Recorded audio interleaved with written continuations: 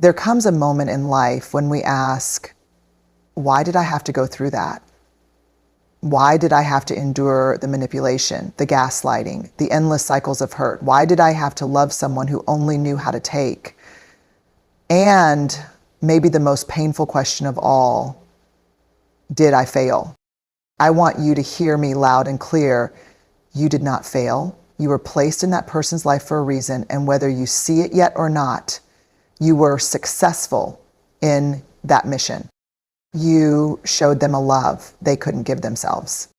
There's something profoundly painful about loving someone who doesn't know how to love themselves.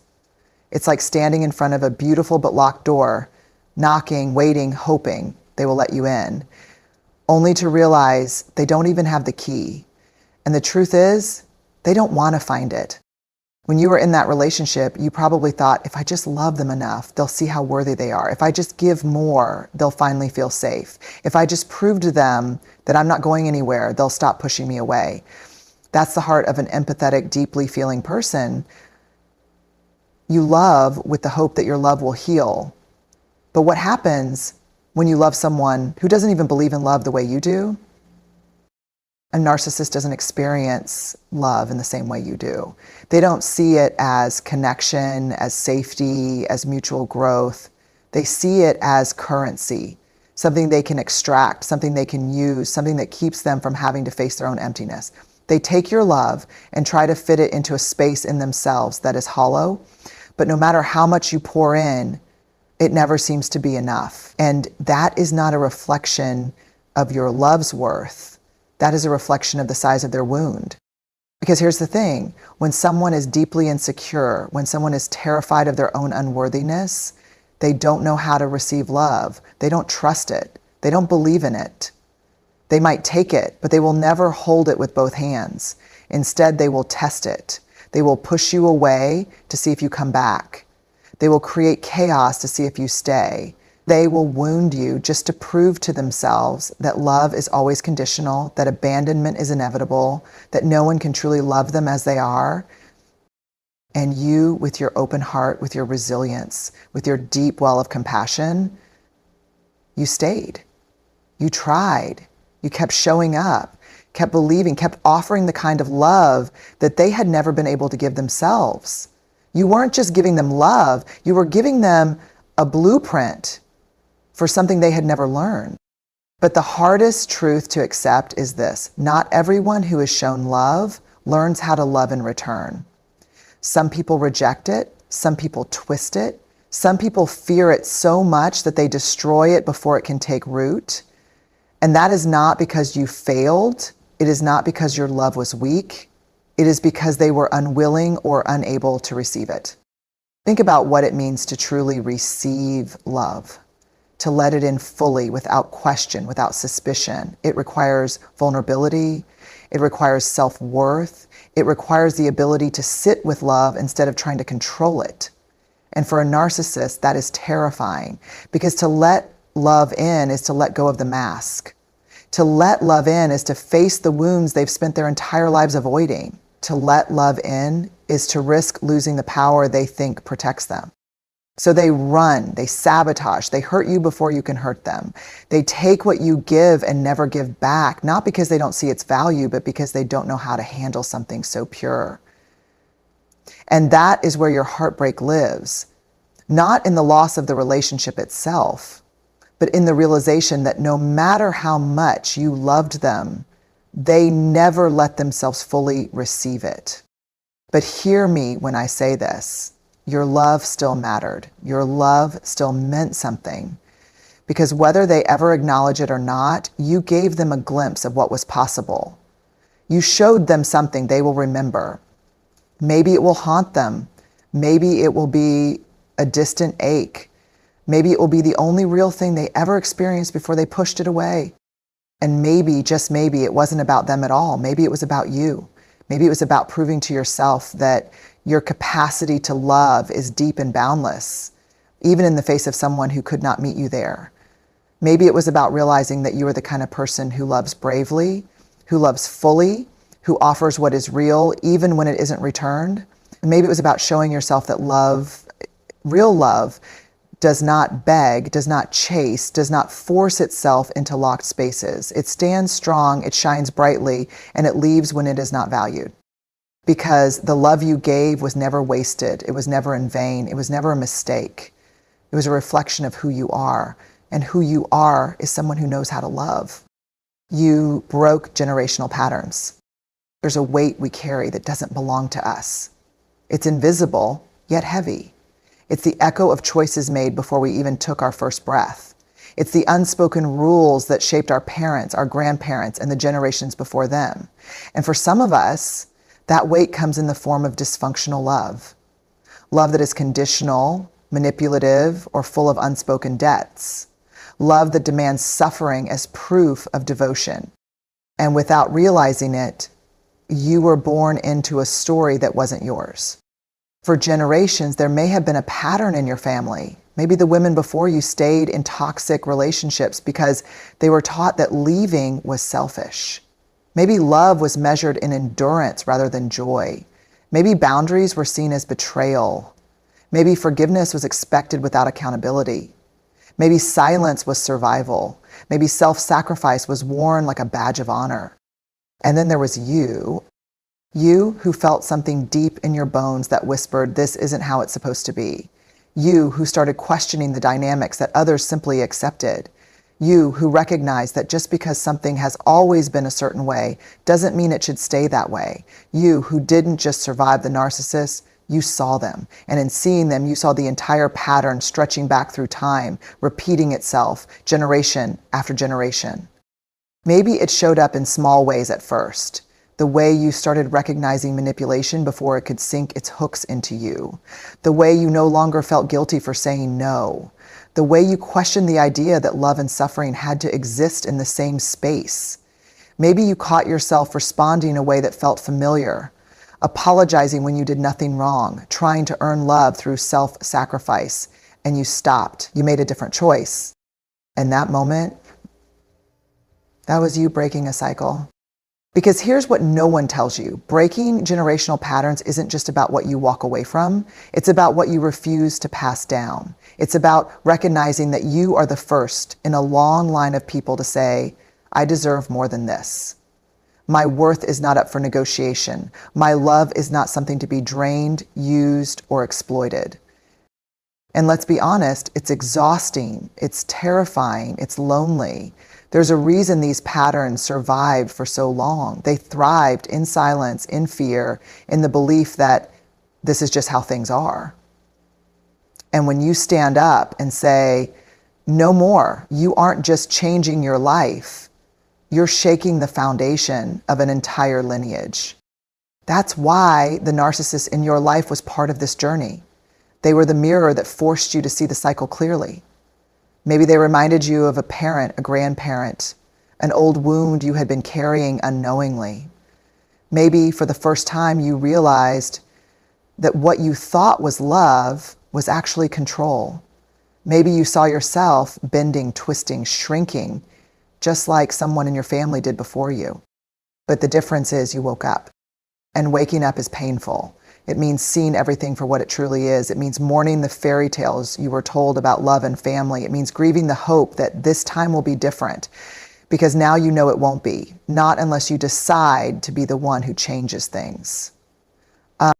So you step away, you unlearn, you do the work, you start building a version of love that isn't built on wounds. And the hardest part, you do it without a roadmap. There's no guidebook for breaking a pattern that has existed longer than you. There's no script for rewriting a love story that isn't about survival, but about thriving. But still, you do it. You build relationships based on trust rather than fear. You learn that love doesn't have to hurt. You teach your own heart, maybe even the next generation, that love can be safe, that boundaries are not weapons, that walking away from toxicity is an abandonment, it's self-respect. And even if no one in your family acknowledges it, even if they don't understand why you made different choices, even if they try to pull you back into the old way of being, you know the truth. You were the one who said, it ends with me. You learn to trust yourself again. There is a quiet kind of betrayal that leaves the deepest scars. Not the betrayal of others, but the betrayal of yourself. When you were caught in the storm of the narcissist manipulation, you started doubting things that once felt solid. You second-guessed your intuition. You questioned your perception of reality. You hesitated before making choices, afraid that somehow you were getting it wrong again, because that's what they do. They don't just lie, they make you doubt your truth. They don't just hurt you, they make you believe that maybe you deserved it. They don't just manipulate, they convince you that you can't trust your own mind. And that's the real wound, isn't it? Not just the things they did to you, but the way they made you lose faith in yourself. But here you are, waking up, rebuilding, learning to listen to that voice inside of you again, the one that was silenced, ignored, gaslit into oblivion. And that is no small thing, because learning to trust yourself again after being manipulated is one of the hardest, bravest things you will ever do. At first, it feels impossible.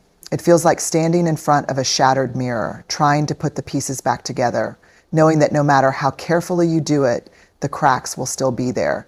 It's looking at every decision and wondering, what if I'm wrong? What if I'm being fooled again? What if I can't tell the difference between real and fake, safe and dangerous, love and control? But healing doesn't happen all at once. It happens in small, quiet moments. It happens when you start listening to your gut instead of silencing it. It happens when you catch yourself justifying someone's bad behavior and finally stop mid-sentence. It happens when you feel that familiar pull towards self-doubt, but choose instead to trust that what you feel is real. And the truth is, your intuition was never broken. It was ignored. It was overruled by fear, by manipulation, by the desperate hope that maybe this time, if you just tried harder, it would all make sense. But deep down, you always knew. The red flags, you saw them. The uneasy feelings, you felt them. The way your body tensed when their energy shifted, you noticed. So now learning to trust yourself again isn't about creating something new. It's about returning to what was always there. It's about reclaiming your power. You start small. You listen when your body tells you that something feels off. You set a boundary and watch how it strengthens you. You make a decision without asking for permission or validation. You stop apologizing for things that don't require an apology. You remind yourself over and over, I am not crazy. I am not too sensitive. I am not imagining things. And then one day you realize that the voice in your head, the one that was once full of fear and doubt, is softer now, more steady, more sure. You start to feel safe in your own mind again. You start to trust that you will not abandon yourself the way you once did. And that is freedom. That is healing. That is power. You showed them accountability.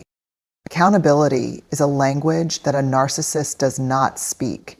It is a currency they do not trade in, a mirror they refuse to look into, because to be accountable means to acknowledge harm, to take ownership of actions, to sit with the discomfort of knowing you have caused pain. And that is something they have spent their entire lives avoiding. For so long, they lived in a world where blame was a game, and they always made sure they weren't the ones holding it when the music stopped. Excuses were their armor. Denial was their shield. And if all else failed, they would twist the story until you found yourself apologizing for something they did. That's how they survived, by dodging accountability at all costs. And then came you. You weren't like the others. Maybe at first you played along. Maybe you bent over backward, trying to explain, trying to make them see, trying to show them how their words and actions had consequences. Maybe you spent hours, days, years hoping that if you just said it the right way, if you just proved yourself enough, if you just loved them harder, they would finally get it. But they never did, because accountability isn't something you can force into someone. It's something they have to be willing to hold. And they weren't willing, so you did the one thing they never expected. You stopped arguing. You stopped explaining. You stopped chasing their acknowledgement like it was the missing piece of your healing. Instead, you stood firm in the truth. You refused to let them rewrite reality. You made it clear, with your words, with your actions, and with your absence, that you would not carry what was never yours to carry. And that shook them, because for the first time they were faced with something they couldn't manipulate, the truth. You see, the most powerful thing you can do to a narcissist isn't to scream at them or expose them or demand an apology they will never sincerely give. The most powerful thing you can do is stand in your truth so unapologetically that they have no choice but to see themselves clearly, even if just for a second. They may lash out. They may call you crazy, ungrateful, dramatic. They may try to convince others that you're the problem, that you're the one who changed, that they are the real victim. Because that's what happens when you shine a light on someone who has spent their whole life in the dark. They flinch, they rage, they retreat into their stories of innocence, painting themselves as the misunderstood hero. But deep down they know that you saw through them. They know that you recognized their patterns, their tactics, their carefully crafted illusions. They know that for the first time, someone wasn't playing along. And that will haunt them because the truth has a way of lingering. It doesn't need validation. It doesn't need an audience. It just is. And even if they never admit it, even if they never say the words you long to hear, you were right, I was wrong, I hurt you, I'm sorry, you will know that you did something most people never do. You held up a mirror. You disrupted their cycle. You showed them what real accountability looks like, not through force, not through begging, but simply by refusing to accept anything less. And that is a victory they can never take from you. You walked away, and that was the lesson. Walking away isn't just an action. It's a statement. It's a boundary drawn in the sand. It's a declaration that says, I will no longer participate in my own suffering. But here's the thing. Walking away from a narcissist isn't like walking away from an ordinary relationship. It isn't just a breakup. It isn't just an ending. It's untangling yourself from an illusion, from a web of manipulation so carefully spun that for a while you believed it was love. It's stepping out of a role you were assigned without your consent. It's reclaiming parts of yourself you didn't even realize you had given away. And that is the lesson. Because a narcissist survives on power. Power over your emotions, power over your perception of reality, power over the version of yourself you think you have to be in order to be good enough for them. They push and pull, manipulate and gaslight, charm and discard, all in an effort to keep you on a leash of self-doubt. They make you question whether you can survive without them. They make you believe that leaving is losing, that walking away means you're weak, that if you were stronger, you would stay and prove yourself. But you didn't stay. You chose yourself. You chose peace over chaos. You chose clarity over confusion. You chose to trust your own instincts over their constant need to rewrite the truth.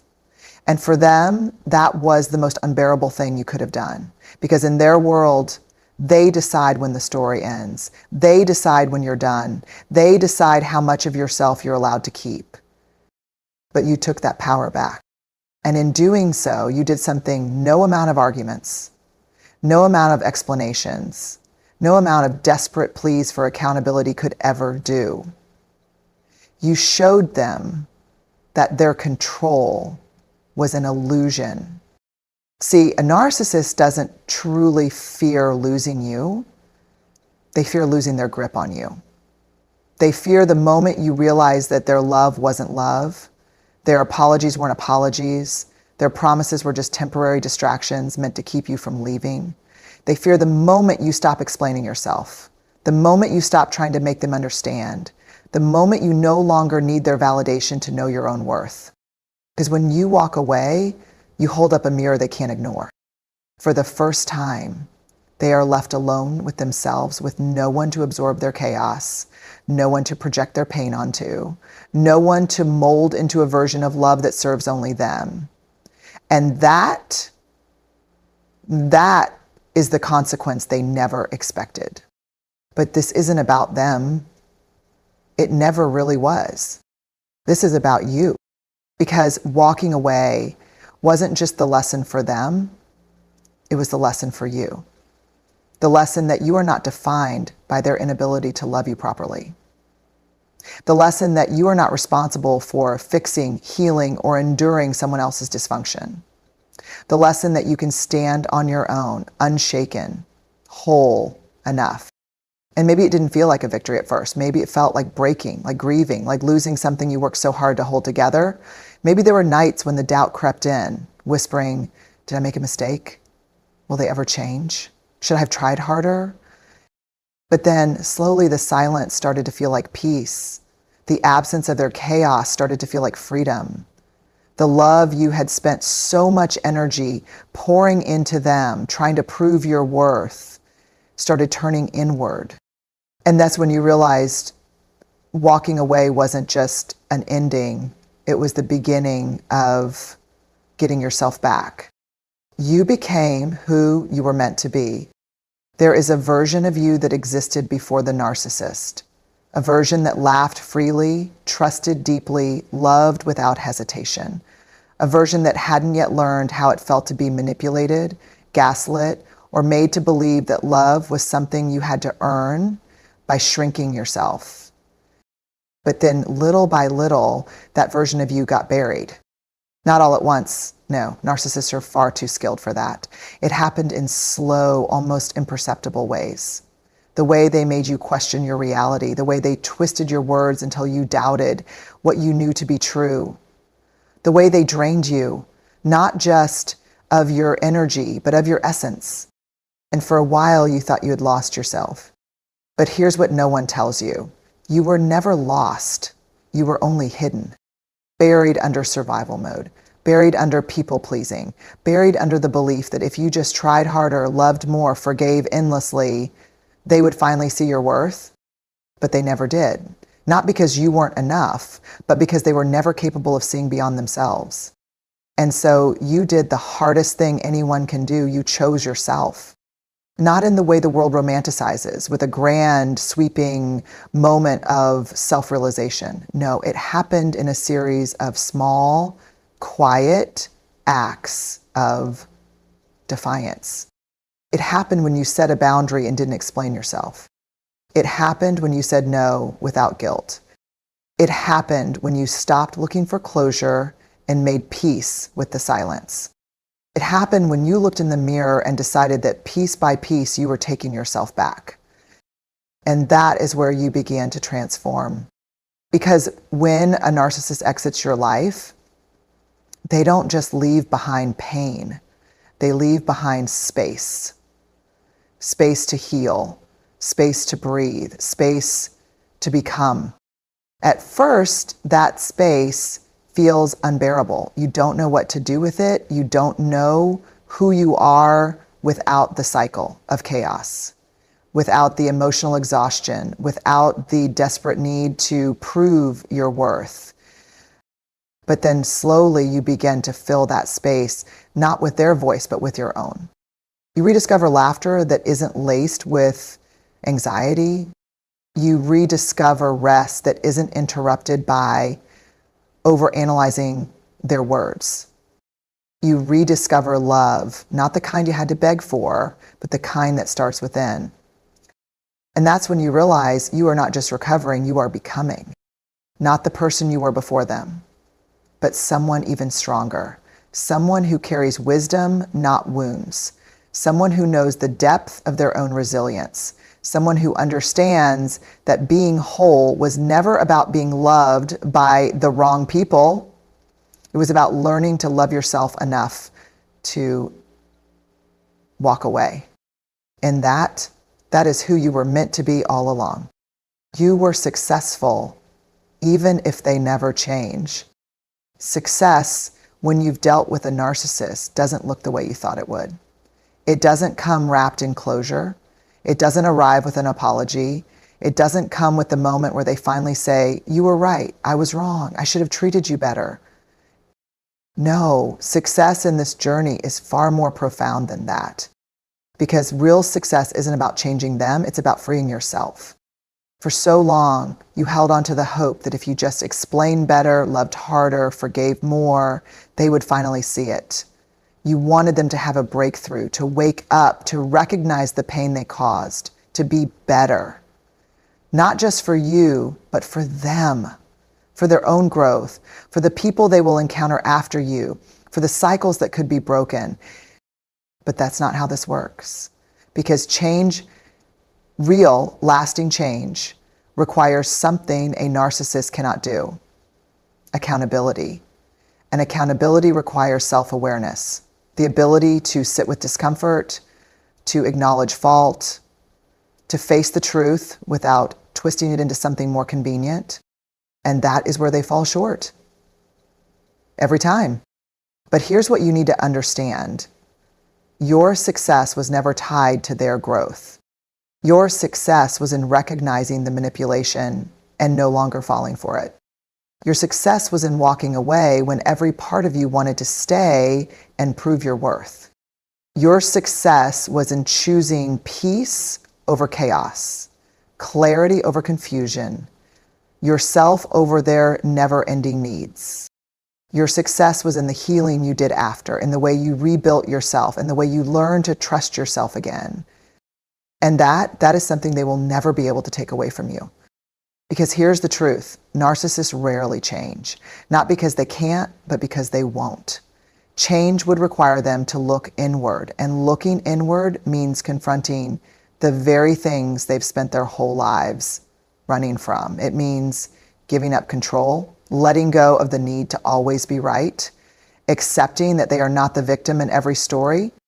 And so they continue as they always have, deflecting, blaming, avoiding. But you did the opposite. You faced yourself, you did the work, you sat with the pain instead of numbing it. You took responsibility for your healing, even though none of this was your fault. You learned to give yourself the love, the validation, the security you once sought from them. That is success. And maybe they'll go on repeating the same cycles with someone new. Maybe they'll continue their pattern, convincing themselves that they were never the problem. Maybe they will live their whole life without ever truly knowing themselves. But that has nothing to do with you, because your victory was never about changing them. It was about becoming the person they tried to convince you that you weren't. Strong, whole, free. And that is success beyond anything they will ever understand.